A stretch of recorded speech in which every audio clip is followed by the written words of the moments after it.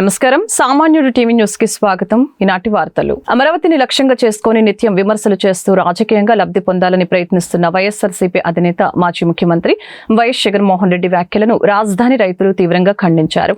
అమరావతి అభివృద్ధిని అడ్డుకునే ఉద్దేశంతోనే జగన్ ఈ తరహా వ్యాఖ్యలు చేస్తున్నారని రైతులు ఆరోపించారు. రాజధాని కోసం భూములు త్యాగం చేసిన తమను నిర్లక్ష్యం చేస్తూ అమరావతిపై అనవసర ఆరోపణలు చేయడం దుర్మార్గమని రైతులు మండిపడ్డారు. ప్రజల ఆకాంక్షలకు విరుద్ధంగా మాట్లాడటం ద్వారా జగన్ మరొకసారి తన వైఖరిని బయట పెట్టుకున్నారని తెలిపారు. అమరావతి రాష్ట్ర రాజధానిగా కొనసాగటం ఖాయమని, ఎన్ని విమర్శలు చేసినా తమ ఉద్యమం ఆగదని రాజధాని రైతులు స్పష్టం చేశారు. అభివృద్ధికి అడ్డుపడే శక్తులకు ప్రజలే తగిన గుణపాఠం చెబుతారని హెచ్చరించారు. ఎమ్మెల్యే మాజీ ముఖ్యమంత్రి జగన్మోహన్ రెడ్డి గారికి కొన్ని విషయాలు తెలిసి కొన్ని విషయాల అవగాహన లేక అసిద్ధ ప్రచారాలు చేస్తున్నారు. 2015లోనే అప్పటి ముఖ్యమంత్రి నారా చంద్రబాబు నాయుడు గారు డిజిటల్ పాస్ పుస్తకాలు QR కోడ్తో సహా అప్పుడే 2015లోనే పాస్ పుస్తకాలు ఇవ్వడం జరిగింది. డేట్తో సహా ఉన్నాయి. ఇంత పట్టాగా ఇంత పర్ఫెక్ట్గా ఉన్న పాస్ పుస్తకాలనే మీ రీసర్వే పేరుతో తారుమారు చేసి స్థానికంగా ఉన్న నాయకులు 20 సెంట్లు తగ్గించి మళ్ళీ ఆన్లైన్లో చూపించడం మీరు చేసిన రీసర్వేకి ఇదే సజీవ సాక్ష్యం అని పులివెందుల ఎమ్మెల్యే జగన్మోహన్ రెడ్డి గారికి తెలియజేస్తున్నాను. జగన్మోహన్ రెడ్డి అమరావతిని 5 సంవత్సరాల పాటు కాలకేయుడిలాగా నిర్వీర్యం చేసి అమరావతి మీద విష ప్రచారం చేసి బ్రతికాడు. ఇప్పటికీ కూడా చంపపెట్టాలని తీర్పు వచ్చినా కూడా బుద్ధి తెచ్చుకొని జగన్మోహన్ రెడ్డి ప్రతిసారి మీడియా ముందుకు రావాలంటే అమరావతి మీద ఏదో ఒక నిందలు వేయాలి. ఇక ఆల్రెడీ ప్రజలు ఇంట్లో కూర్చోమన్నారు, కూర్చోండి. కట్టే వాళ్ళకి ఎందుకు మీరు మధ్యలో వచ్చి చిచ్చు పెట్టేది? అమరావతికి ఒక్క రూపాయి కూడా తేవడం చేతగా అనేటువంటి జగన్మోహన్ రెడ్డి ఈ రోజు మాట్లాడతాడు ఏంటి, తమ వారి సంస్థలకు కారు చౌకగా భూములు కేటాయిస్తూ ప్రభుత్వం అక్రమాలకు పాల్పడుతోంది. ఏమైనా మించి నీకు ఇంకేం దొరకట్లేదా? రాజధానిలో నిర్మాణ వ్యయాన్ని దారుణంగా పెంచారు. అసలు నీ వల్లే కాదు కదా రాజధాని కట్టడం అనేది. లేదు, అమరావతి నిర్మాణాలు కంప్లీట్ చేయడం 5% నీకు చేత కాదు కదా. నీకెందుకు అమరావతి నిర్మాణాల గురించి? అంత బాధ్యత గల పౌరుడివే అయితే నీ నియోజకవర్గం నిన్ను గెలిపించారుగా, పోయి అసెంబ్లీలో కూర్చో, అసెంబ్లీలో ఏడు, నీకేమైనా సమస్యలు ఉంటే అక్కడ చెప్పు. నేతాజీ సుభాష్ చంద్రబోస్ జయంతి సందర్భంగా నంద్యాలకు చెందిన కళాకారిణి సాయి భవతి రూపొందించిన నేతాజీ చిత్ర రూపం అందరినీ విశేషంగా ఆకట్టుకుంటుంది. దేశభక్తిని ప్రతిబింబించేలాగా రూపొందించిన ఈ ప్రత్యేక కళాకృతి ప్రేక్షకుల ప్రశంసలు అందుకుంటుంది. నేతాజీ చిత్రాన్ని సుమారు 3330 రంగుల కుందన్ రాళ్లతో ఎంతో నైపుణ్యంతో తయారు చేసినట్టు సాయి భవతి తెలిపారు. అద్భుతమైన శిల్ప నైపుణ్యం, ఓర్పు, సృజనాత్మకతతో ఈ కళాకృతిని రూపొందించినట్లు ఆమె చెప్పారు. నేతాజీ త్యాగాలు, దేశభక్తి భావనలకు గుర్తుగా ఈ చిత్రాన్ని రూపొందించానని సాయి భవతి పేర్కొన్నారు. ఈ అరుదైన కళాకృతి నంద్యాలకే కాకుండా దేశవ్యాప్తంగా కళాభిమానుల దృష్టిని ఆకర్షిస్తోంది.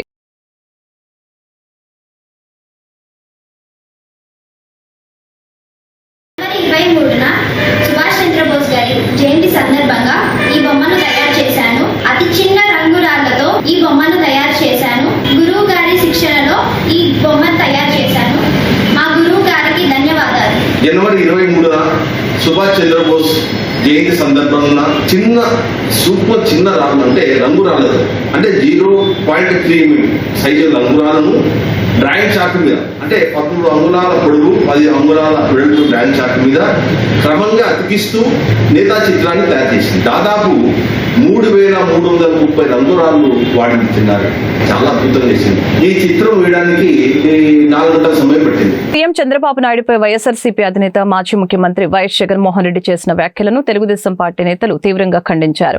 రాజకీయ ప్రయోజనాల కోసమే జగన్ ఈ తరహా వ్యాఖ్యలు చేస్తున్నారని టీడీపీ నేతలు ఆరోపించారు. ప్రజలు ఇచ్చిన తీర్పును అంగీకరించలేకనే సీఎం చంద్రబాబుపై అనుచిత వ్యాఖ్యలు చేస్తున్నారని టీడీపీ నేతలు మండిపడ్డారు. అభివృద్ధి కార్యక్రమాలపై దృష్టి పెట్టకుండా వ్యక్తిగత విమర్శలకు దిగటం దురదృష్టకరమని అన్నారు.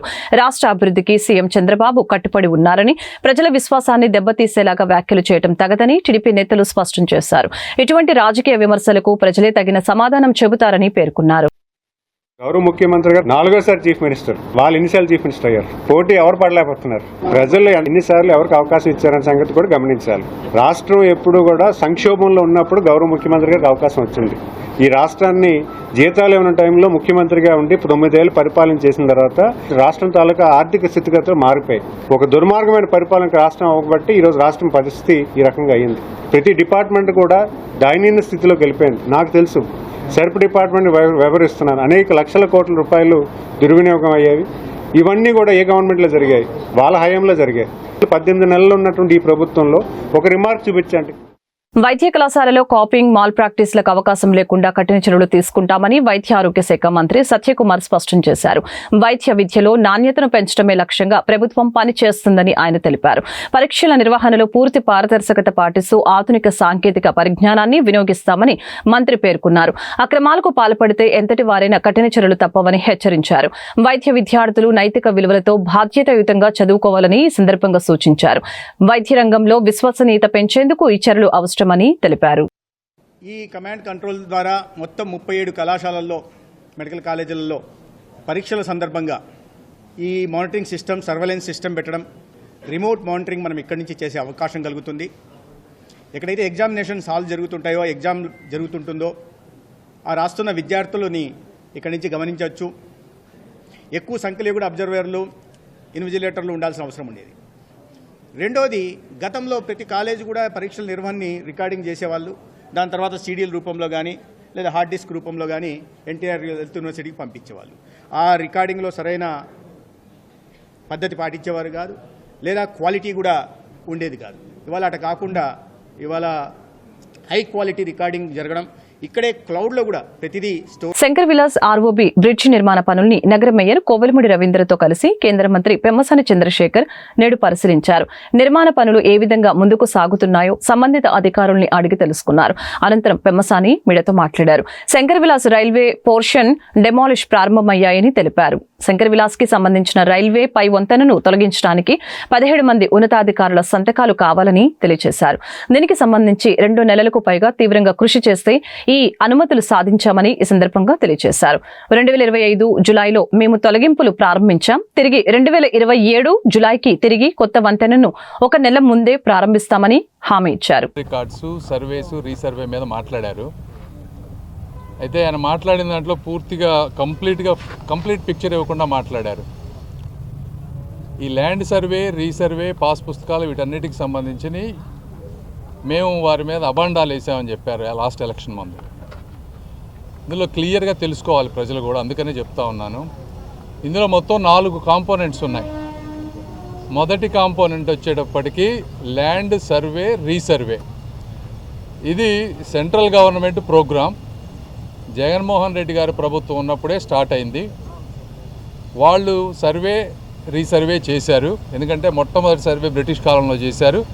ఇప్పుడు వాటన్నిటిని మోడర్నైజ్ చేసి 1 టైం డిజిటలైజ్ చేసి యాక్యురేట్గా చేయాలనేది చాలా విలేజెస్ సర్వే చేశారు. ఈ సర్వే చేసి డేటా అంతా కూడా సబ్మిట్ చేస్తే సెంట్రల్ గవర్నమెంట్ నుంచి ఇన్సెంటివ్గా, అంటే మంచి పని చేస్తే గవర్నమెంట్ డబ్బులు ఇస్తూ ఉంది. అయితే 2-3 సంవత్సరాలు జగన్మోహన్ రెడ్డి గారు ఇది సర్వే చేసినా ఇన్సెంటివ్కి అప్లై చేయలేదు. ఇన్సెంటివ్కి ఎందుకు అప్లై చేయలేదంటే పూర్తిగా వర్క్ ఎండ్ టు ఎండ్ చేయలేదు. సర్వేలు చేశారు, రీసర్వే చేశారు, కానీ అందులో చాలా ఇష్యూస్ ఉన్నాయి. రైతులకి సంబంధించినటువంటి గ్రీవెన్సెస్ కొన్ని లక్షలు ఉన్నాయి. ఆ గ్రీవెన్సెస్ని అడ్రస్ చేయకుండా ఫైనలైజ్ చేయకపోవటం వల్ల వీళ్ళు అప్లై చేయలేకపోయారు, డబ్బులు తెచ్చుకోలేకపోయారు. అయితే మన ప్రభుత్వం వచ్చిన తర్వాత గౌరవ ముఖ్యమంత్రి గారు, అదేవిధంగా నేను కూడా ఇందులో ఇన్సెంటివ్ ఉంది, మనం తీసుకోవచ్చు, ఈ ప్రాసెస్ అంతా కంప్లీట్ అయితే అని చెప్తే 2,79,712 పబ్లిక్ గ్రీవెన్సెస్ మేము వచ్చిన తర్వాత 2024 తర్వాత గవర్నమెంట్ వచ్చిన తర్వాత ఇన్ని పబ్లిక్ గ్రీవెన్సెస్ని పెట్టి ముఖ్యమంత్రి గారు గ్రామ సభలు పెట్టి వీటన్నిటిని క్లియర్ చేయమని చెప్పారు. ఇందులో ఎక్స్టెంట్ వేరియేషన్ 99,000 కేసులు, జాయింట్ ల్యాండ్ పార్సిల్ వచ్చేటప్పటికి 64,000 కేసులు, రెవెన్యూ రిలేటెడ్ ఎర్రర్స్ 1,14,000, మొత్తం కలిపితే 2,79,000. ఈ కేసులన్నీ మేము సెంట్రల్ ఇక్కడ కోఆర్డినేట్ చేసుకొని రెవెన్యూ డిపార్ట్మెంట్లో క్లియర్ చేస్తే అప్పుడు అప్లై చేసాం ఇన్సెంటివ్కి. అక్కడ ఇచ్చిన మొత్తం నామ్స్ అన్నీ ఫాలో అయిన తర్వాత డబ్బులు వచ్చినాయి. కాబట్టి మేము గౌరవ ముఖ్యమంత్రి గారికి కృతజ్ఞతలు చెప్పాము, ఇదంతా కోఆర్డినేట్ చేసి ఇవన్నీ క్లియర్ చేసినందుకు. ఇది నంబర్ 1. ఇది మీరు కొంత వర్క్ చేశారు, మేము కాదనట్లేదు. మీ మీద వ్యతిరేకత రావడానికి కారణం సర్వే రీసర్వే కాదు. మీ మీద వ్యతిరేకత రావడానికి కారణం ఇంకొక 3 ఉన్నాయి. ఒకటి ఇదైతే, రెండోది ఈ సర్వే చేసిన తర్వాత ఆంధ్రప్రదేశ్ ముఖ్యమంత్రి చంద్రబాబు నాయుడుపై జగన్మోహన్ రెడ్డి చేసిన వ్యాఖ్యలను గ్రామీణ అభివృద్ధి కమ్యూనికేషన్ శాఖ కేంద్ర సహాయ మంత్రి డాక్టర్ పెమ్మసాని చంద్రశేఖర్ ఖండించారు. శంకర్ విలాస్ వద్ద గల రైల్వే పోర్షన్ డెమాలిష్ పనుల్ని స్థానిక మేయర్ కోవెలమిడి రవీంద్రతో కలిసి గ్రామీణ అభివృద్ధి కమ్యూనికేషన్ శాఖ కేంద్ర సహాయ మంత్రి డాక్టర్ పెమ్మసాని చంద్రశేఖర్ శుక్రవారం పరిశీలించారు. అనంతరం పెమ్మసాని చంద్రశేఖర్ మీడియాతో మాట్లాడారు. జగన్మోహన్ రెడ్డి కష్టాన్ని తెలుగుదేశం పార్టీ చంద్రబాబు నాయుడు చోరీ చేస్తున్నారని మాట్లాడటం సరైన పద్ధతి కాదని హెచ్చరించారు. పూర్తి వివరణ ఇవ్వకుండా జగన్ సగమే చెప్పి వదిలివేశారని మండిపడ్డారు. అసలు ఏం జరిగిందో ప్రజలు కూడా తెలుసుకోవాలని అన్నారు. ల్యాండ్ రీసర్వే అంశంలో 3 కాంపోనెంట్లు ఉన్నాయని, అందులో మొదటిది ల్యాండ్ సర్వే రీసర్వే అని తెలిపారు. అందులో భాగంగా చాలా గ్రామాలు సర్వే చేశారని, ఇలా చేయడం ద్వారా కేంద్ర ప్రభుత్వం ఇంటెన్సివ్ కింద రాష్ట్ర ప్రభుత్వాలకు కొంత నిధులు అందిస్తుందని చెప్పారు. నిన్న జగన్మోహన్ రెడ్డి గారు ప్రెస్ మీట్ పెట్టి తెలుగుదేశం పార్టీ చంద్రబాబు నాయుడు గారు మేము ఆయన చేసిన కష్టాన్ని చోరీ చేస్తున్నామని చెప్పి ల్యాండ్ రికార్డ్స్, సర్వేసు, రీసర్వే మీద మాట్లాడారు. అయితే ఆయన మాట్లాడిన దాంట్లో పూర్తిగా కంప్లీట్ పిక్చర్ ఇవ్వకుండా మాట్లాడారు. ఈ ల్యాండ్ సర్వే, రీసర్వే, పాస్ పుస్తకాలు వీటన్నిటికి సంబంధించి మేము వారి మీద అబాండాలు వేసామని చెప్పారు లాస్ట్ ఎలక్షన్ ముందు. ఇందులో క్లియర్గా తెలుసుకోవాలి ప్రజలు కూడా, అందుకనే చెప్తా ఉన్నాను. ఇందులో మొత్తం 4 కాంపోనెంట్స్ ఉన్నాయి. మొదటి కాంపోనెంట్ వచ్చేటప్పటికి ల్యాండ్ సర్వే రీసర్వే. ఇది central government programme. Jaganmohan Reddy గారి ప్రభుత్వం ఉన్నప్పుడే స్టార్ట్ అయింది. వాళ్ళు సర్వే రీసర్వే చేశారు. ఎందుకంటే మొట్టమొదటి సర్వే బ్రిటిష్ కాలంలో చేశారు. ఇప్పుడు వాటన్నిటిని మోడర్నైజ్ చేసి వన్ టైం డిజిటలైజ్ చేసి యాక్యురేట్గా చేయాలనేది చాలా విలేజెస్ సర్వే చేశారు. ఈ సర్వే చేసి డేటా అంతా కూడా సబ్మిట్ చేస్తే సెంట్రల్ గవర్నమెంట్ నుంచి ఇన్సెంటివ్గా, అంటే మంచి పని చేస్తే గవర్నమెంట్ డబ్బులు ఇస్తూ ఉంది. అయితే 2-3 సంవత్సరాలు జగన్మోహన్ రెడ్డి గారు ఇది సర్వే చేసినా ఇన్సెంటివ్కి అప్లై చేయలేదు. ఇన్సెంటివ్కి ఎందుకు అప్లై చేయలేదంటే పూర్తిగా వర్క్ ఎండ్ టు ఎండ్ చేయలేదు. సర్వేలు చేశారు, రీసర్వే చేశారు, కానీ అందులో చాలా ఇష్యూస్ ఉన్నాయి. రైతులకి సంబంధించినటువంటి గ్రీవెన్సెస్ కొన్ని లక్షలు ఉన్నాయి. ఆ గ్రీవెన్సెస్ని అడ్రస్ చేయకుండా ఫైనలైజ్ చేయకపోవటం వల్ల వీళ్ళు అప్లై చేయలేకపోయారు, డబ్బులు తెచ్చుకోలేకపోయారు. అయితే మన ప్రభుత్వం వచ్చిన తర్వాత గౌరవ ముఖ్యమంత్రి గారు, అదేవిధంగా నేను కూడా ఇందులో ఇన్సెంటివ్ ఉంది, మనం తీసుకోవచ్చు, ఈ ప్రాసెస్ అంతా కంప్లీట్ అయితే అని చెప్తే 2,79,712 పబ్లిక్ గ్రీవెన్సెస్ మేము వచ్చిన తర్వాత 2024 తర్వాత గవర్నమెంట్ వచ్చిన తర్వాత ఇన్ని పబ్లిక్ గ్రీవెన్సెస్ని పెట్టి ముఖ్యమంత్రి గారు గ్రామ సభలు పెట్టి వీటన్నిటిని క్లియర్ చేయమని చెప్పారు. ఇందులో ఎక్స్టెంట్ వేరియేషన్ 99,000 కేసులు, జాయింట్ ల్యాండ్ పార్సిల్ వచ్చేటప్పటికి 64,000 కేసులు, రెవెన్యూ రిలేటెడ్ ఎర్రర్స్ 1,14,000, మొత్తం కలిపితే 2,79,000. ఈ కేసులన్నీ మేము సెంట్రల్ ఇక్కడ కోఆర్డినేట్ చేసుకొని రెవెన్యూ డిపార్ట్మెంట్లో క్లియర్ చేస్తే అప్పుడు అప్లై చేసాం ఇన్సెంటివ్కి. అక్కడ ఇచ్చిన మొత్తం నామ్స్ అన్ని ఫాలో అయిన తర్వాత తెలుగుదేశం పార్టీ జాతీయ ప్రధాన కార్యదర్శి మంత్రి నారా లోకేష్ జన్మదిన వేడుకలు అరండలపేటలోని టీడీపీ జిల్లా కార్యాలయంలో శుక్రవారం ఘనంగా జరిగాయి. పార్టీ జిల్లా అధ్యక్షుడు పిల్లి మాణిక్యరావు మాట్లాడుతూ పార్టీ కార్యకర్తల సంక్షేమం, అభివృద్ధి కోసం లోకేష్ చేపట్టిన చొరవ అభినందనీయమని అన్నారు. లోకేష్ తనను తాను చెక్కిన శిల్పమని, లోకేష్ పేరు చెబితే జగన్మోహన్ రెడ్డికి నిద్ర పట్టడం లేదని విమర్శించారు.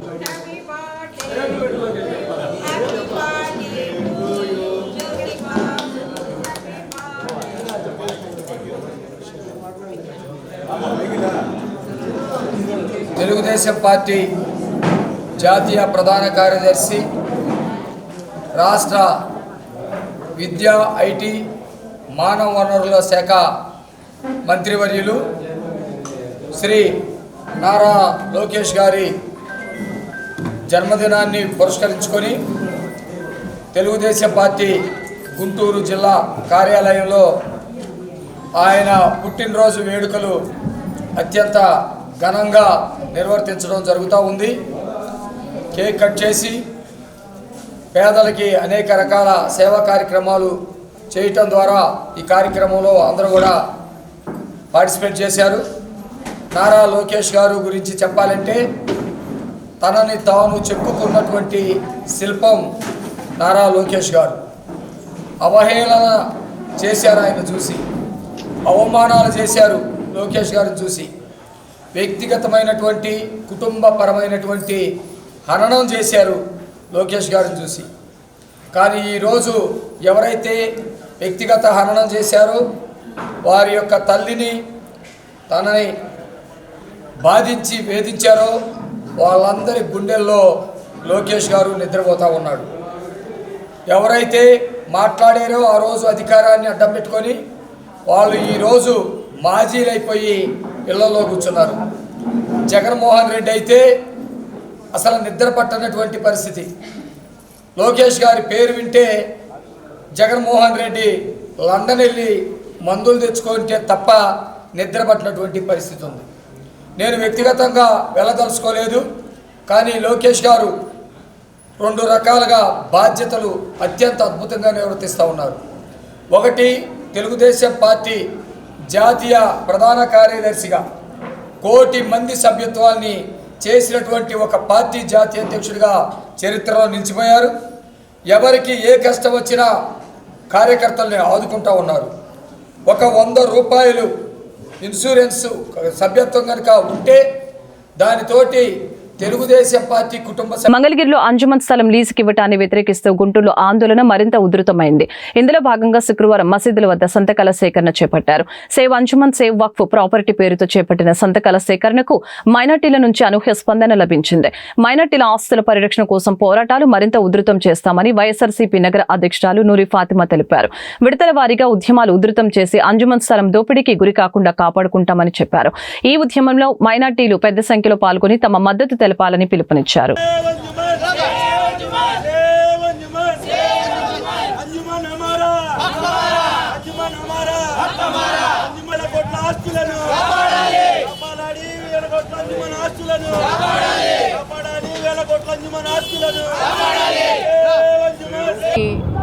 నమస్తే, అస్సలాముఅలైకుం, వందనాలు. ఈరోజు మరి చెప్పిన ప్రకారంగానే మరి ఈ కూటమి ప్రభుత్వం మీద వీళ్ళు చేస్తున్న అరాచకాలు కానీ డెవలప్మెంట్ అనే పేరుతో ఈరోజు 71.57 ఎకరాలని మరి కాచేస్తున్నారు.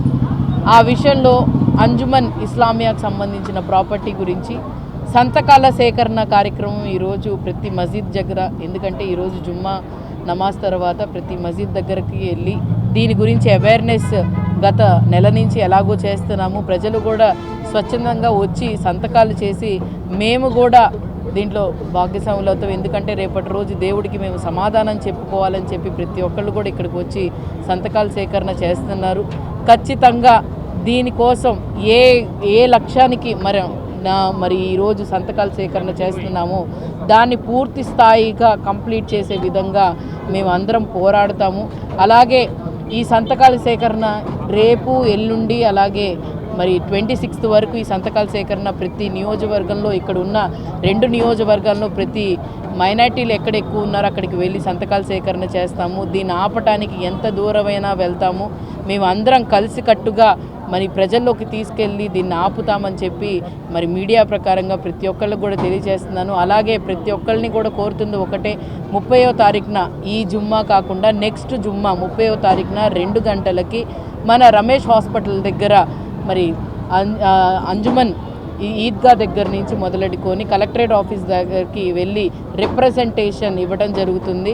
అక్కడికి పార్టీలకి అలాగే కులాలకి మతాలకి అతీతంగా ప్రతి ఒక్కరిని కూడా రమ్మని కోరుతున్నాము. ఎందుకనంటే మనం అందరం చేయి కలిపితేనే ఏదైనా సాధించగలమని చెప్పి మన ఆంధ్రప్రదేశ్లో ప్రతి ఒక్కళ్ళు కూడా 1 కోటి సంతకాల్లో ఎలాగ నిరూపించారో అదేవిధంగా దీంట్లో మీరందరూ మద్దతుగా మరి మైనారిటీలకి ఈరోజు అండగా రావాల్సిందిగా ప్రతి ఒక్క షేక్ వలీ ఏఏవైఎఫ్ గుంటూరు జిల్లా ప్రధాన కార్యదర్శి మాట్లాడుతూ ఎన్నికల ముందు కూటమి ప్రభుత్వం అనేక హామీలు ఇచ్చిందని ఏఏవైఎఫ్ గుంటూరు జిల్లా ప్రధాన కార్యదర్శి షేక్ వలీ అన్నారు. బాబు వస్తే జాబ్ గ్యారంటీ అన్నారు. మేము అధికారంలోకి రాగానే ప్రభుత్వ శాఖలో ఖాళీగా ఉన్న పోస్టుల్ని భర్తీ చేస్తామని నారా లోకేష్ హామీ ఇచ్చారు.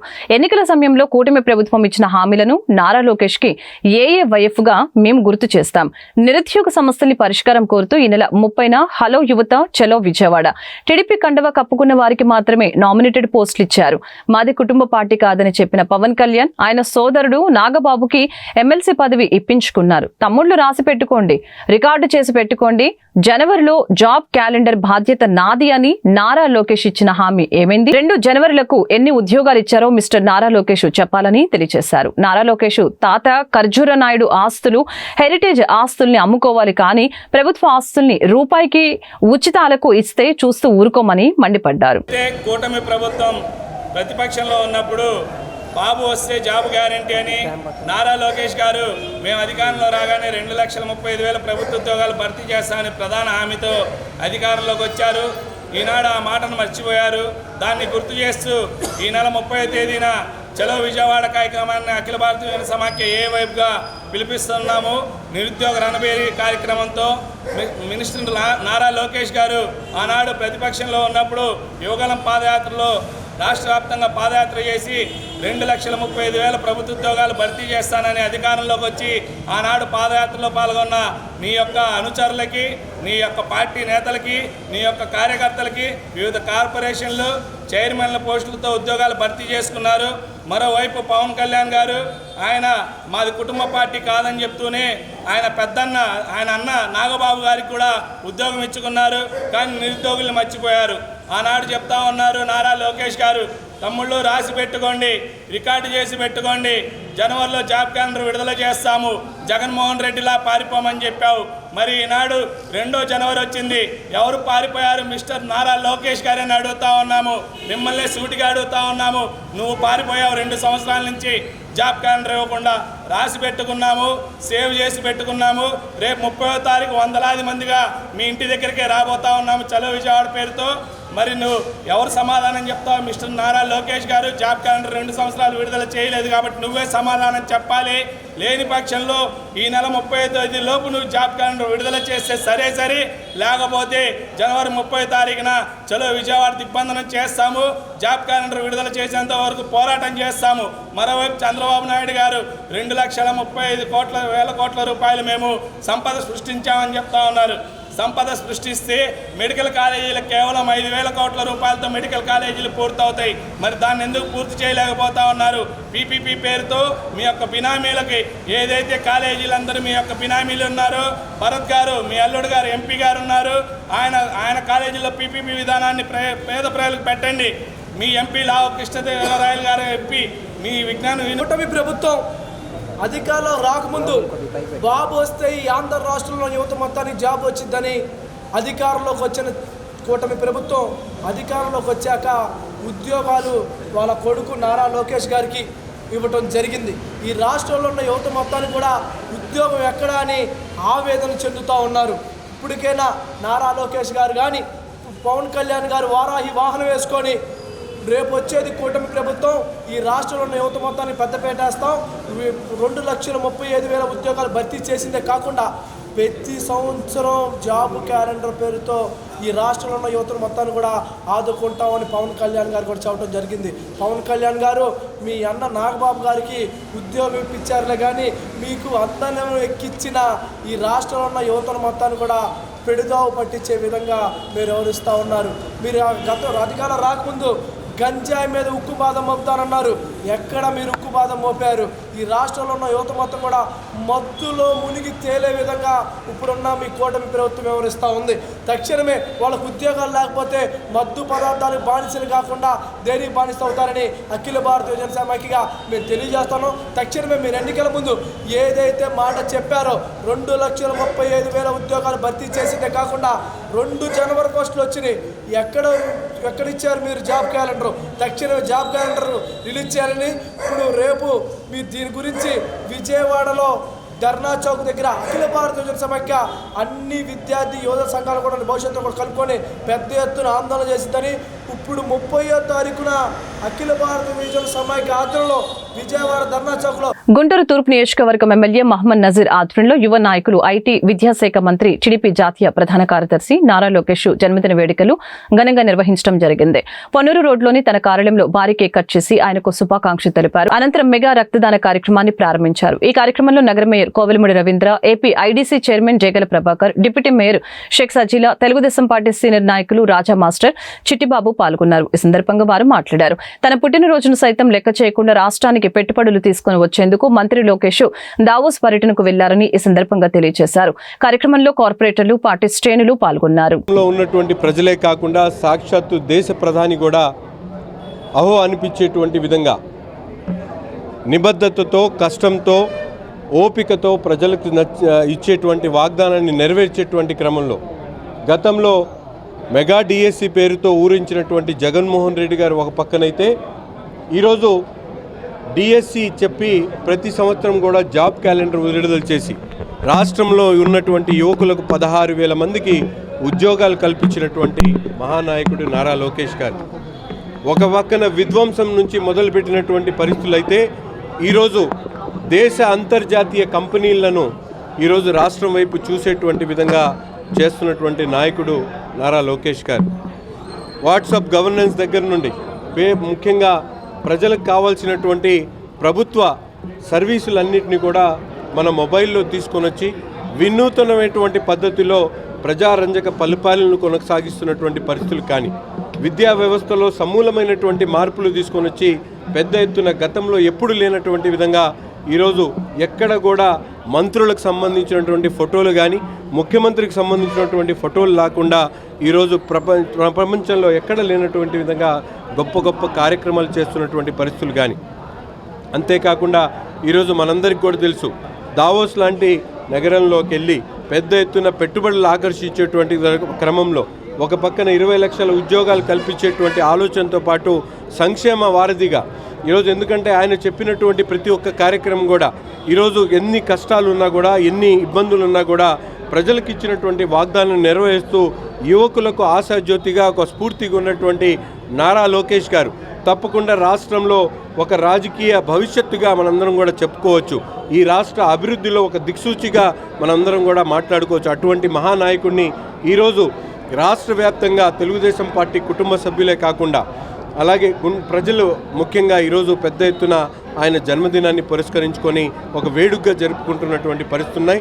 ఈరోజు గుంటూరు తూర్పు నియోజకవర్గంలో కూడా ఒక పండగ వాతావరణంలో ఒక నూతన స్ఫూర్తితో మా రాజకీయ పార్టీకి సంబంధించినటువంటి కార్యకర్తలు పెద్ద ఎత్తున వాడవాడలా కూడా ఈరోజు కార్యక్రమాలు చేయడమే కాకుండా పెద్ద ఎత్తున రక్తదాన శిబిరాన్ని నిర్వహించడం, అలాగే సాయంత్రం ఆయన చేసినటువంటి ప్రతి ఒక్క కార్యక్రమం గురించి కార్యకర్తల దగ్గర నుంచి ప్రజలకు తెలియజేసేటువంటి విధంగా ఒక 30 నిమిషాల పాటు డాక్యుమెంటరీని వెంకటేశ్వర విజ్ఞాన మందిరంలో ఏర్పాటు చేయడం జరిగింది. కాబట్టి ప్రతి ఒక్కరు కూడా ఆ కార్యక్రమానికి తప్పకుండా విచ్చేయాలని చెప్పి తెలియజేస్తూ తెలుగుదేశం పార్టీ రథసారథి, జాతీయ ప్రధాన కార్యదర్శి, గౌరవ విద్యాశాఖ ఐటీ శాఖ మార్చులు నారా లోకేష్ గారి జన్మదిన సందర్భంగా గుంటూరు మున్సిపల్ కార్పొరేషన్లో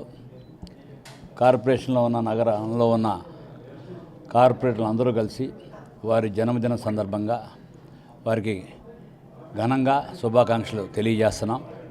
ముఖ్యంగా ఆ భగవంతుడు దేవదేవుడైన వెంకటేశ్వర స్వామి వారు మంచి ఆరోగ్యం, ఆయుష్, అష్టవిచారాలు ఇచ్చి ఇంకా ప్రజాసేవ చేయడానికి ఆయనకి మంచి శక్తినివ్వాలని చెప్పి కోరుకుంటున్నాం. భవిష్యత్తులో అంతకుముందు గతంలో మేము అధికారంలో లేనప్పుడు వారు ఏ విధంగా యోగాలం పేరిట ఈ రాష్ట్రంలో పాదయాత్ర చేసి మా తెలుగుదేశం పార్టీ విజయానికి, కూటమి ప్రభుత్వం విజయానికి ఏ విధంగా పాల్పడ్డారో మనందరికీ తెలిసిన విషయం. ముఖ్యంగా వారి కష్టం వల్లనే అధికారంలోకి వచ్చాం. తప్పకుండా భవిష్యత్తులో మా కార్యకర్తలందరికీ కూడా మీరు చూస్తున్నారు ఏ విధంగా చంద్రన్న బీమా కానివ్వండి, ఇంతకుముందు ఇన్సూరెన్స్ 5 లక్షలకు వచ్చింది. అట్లాగే ఎవరైనా పార్టీ కార్యకర్తలు జబ్బుబారిన సీఎం రిలీఫ్ ఫండ్ ద్వారా ఏ విధంగా చేస్తున్నాం, అట్లాగే అనేక రకమైన సంక్షేమం, అభివృద్ధి. ఆయన ఐటీ శాఖ మార్చులుగా వచ్చిన తర్వాత 1 కోటి సభ్యత్వాలు చేయించిన ఈ పార్టీకి ఈ యొక్క దేశంలో లేని విధంగా తీర్చిదిద్దింది నారా లోకేష్ గారు. వారికి ఇట్లాంటి 1 కోటి సభ్యత్వాలు చేయించినందుకు వారికి ప్రత్యేకమైన ధన్యవాదాలు కూడా తెలియజేస్తున్నాం. అట్లాగే మంత్రివర్గంలో ఒక సహచర మంత్రిగా ఆయన ఏ విధంగా ముఖ్యమంత్రి చంద్రబాబు నాయుడు గారికి అండాదండా ఉండి ముఖ్యంగా విద్యాశాఖలో సమూల మార్పులు, మోడల్ స్కూల్స్ని తీసుకొచ్చారు. అట్లాగా ఐటీలో అనేక రకమైన కొత్త ఇన్వెస్ట్మెంట్స్, గూగుల్ దగ్గర నుంచి అన్ని రకాల ఇన్వెస్ట్మెంట్లు తెచ్చి ఎంతోమందికి యువతకి ఉపాధి కల్పిస్తున్నారు. వార్తలు ఇంతటితో సమాప్తం. మరొక బులెటిన్లో మళ్ళీ కలుద్దాం. నమస్కారం.